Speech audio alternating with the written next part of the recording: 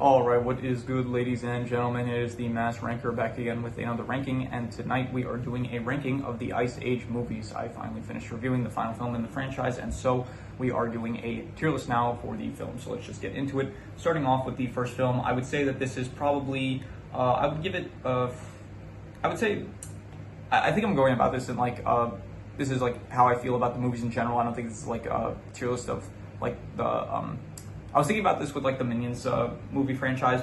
When I do these tier lists, I think it's like the movies in comparison to like other films. So it's like if I say it's like an A tier movie, it would mean that the movie's like an A tier movie in general, and not like an A tier movie compared to the other films in the franchise. So that's how I'm going about this, I think. So I'm going to give the first film, I would say, I think it is probably between B and A tier, and I guess I will be. I'm going to be harsh and just give it B tier. I thought that it was a good start. It was definitely better than I remember it being. I remember that when I used to watch these films as a kid, I did not really ever like watching the first one, but watching it now as an adult, I do think I can appreciate it more.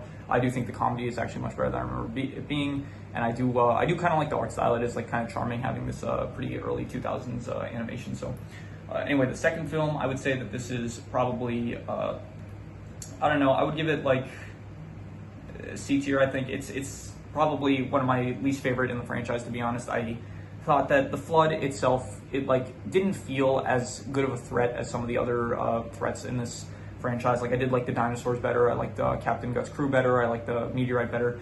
And so just the Flood itself just did not feel like it was that interesting of a threat. And I didn't really care for the scrap bits in this film. So yeah, but overall it had some good stuff. It had like the I guess it introduced Ellie and stuff, and Crash and Eddie. I did think though that there was some moments where I don't know, sometimes the Manny and Ellie stuff wasn't that interesting, but you know, it was still overall like it had some good stuff to it. So in terms of Ice Age, Dawn of the Dinosaurs, I would say that this is probably B tier. I would say not as good as the original film, though. I thought that it was.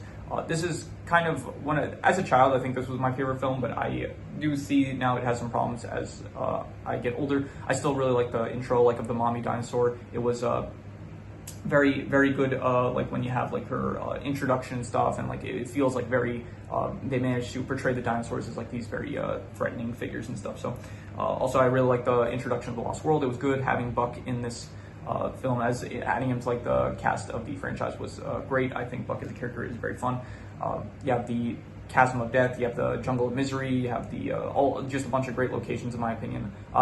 Rudy is also good. Buck's backstory also is great. I do think that though probably Rudy, he does get defeated a bit too easily in my opinion. So they kind of hype him up a bit too much for him to get defeated so easily. So yeah, but still I would say definite good film. Collision Course. Is Collision Course? Yeah, I'll go about this in order. So I'm gonna do Continental Drift first, and this is definitely probably my favorite in the franchise. I would say that this is A tier film. I like it. It is very fun. Captain Gut is probably my favorite character in the franchise. He's very fun. His crew is very fun. I do also like this film where it's like this one you do have kind of, it goes back to its roots where it's like it separates Diego, Sid, and Manny, like it separates them from the rest of the cast, like Ellie and Peaches and Crash and Eddie and stuff.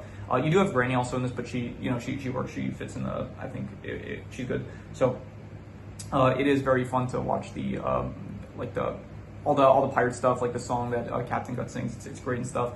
The continents like breaking apart. I thought that was probably my favorite like scrap bits out of any of the movies. Like I think that the whole I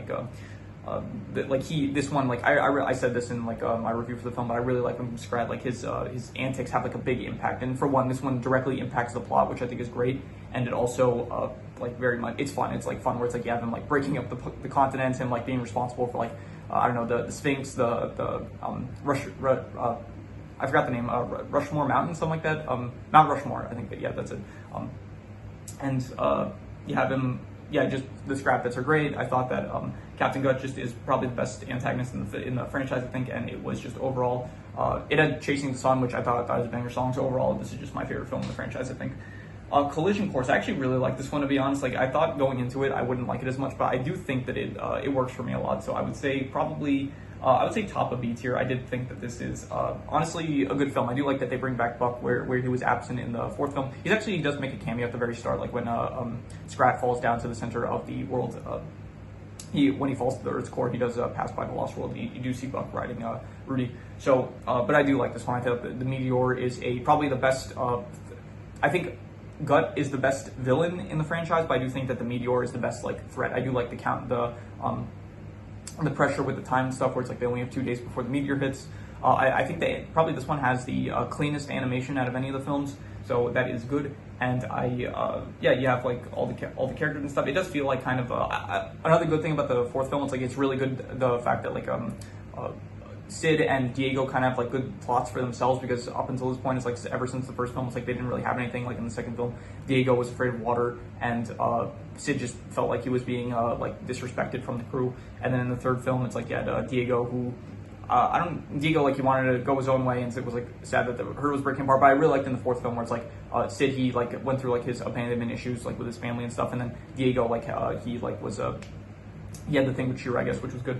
And the fifth film, though, like it does kind of go back to like, well, I guess it's good with Sid, where it's like he is he has the same thing where Diego has in the fourth film, where it's like he's trying to find love and stuff. So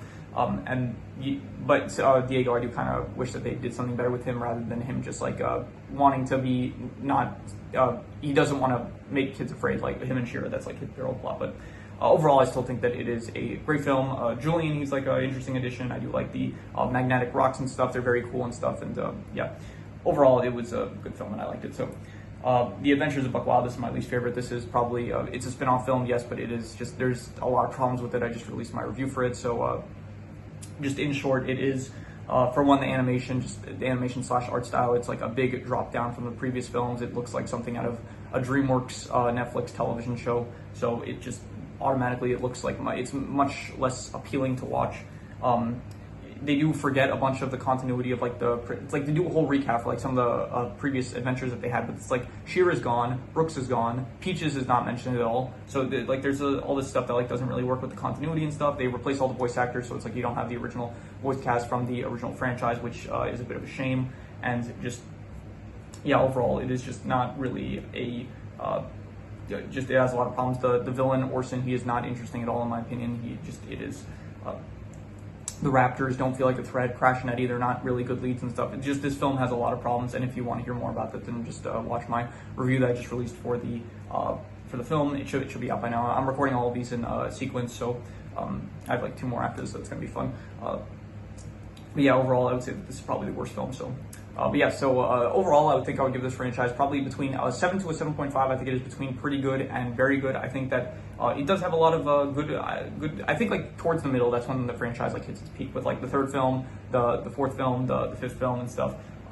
The first film is also good. I do think that it does kind of. If you didn't have like the newest one, if you didn't have like The Adventures of Buck Wild, I think I would probably give it like a solid 7.5, something like that. So yeah, between like a 7 to a 7.5, that's what I would give this, between pretty good and very good. So yeah, that is pretty much all there is to it. If you have any recommendations, any shows, movies, video game stories, anime, web series, anything that you want me to review or rank, leave it in the comments and I will maybe possibly check it out. But with that said, that is pretty much all there is to it. So let's leave it at that.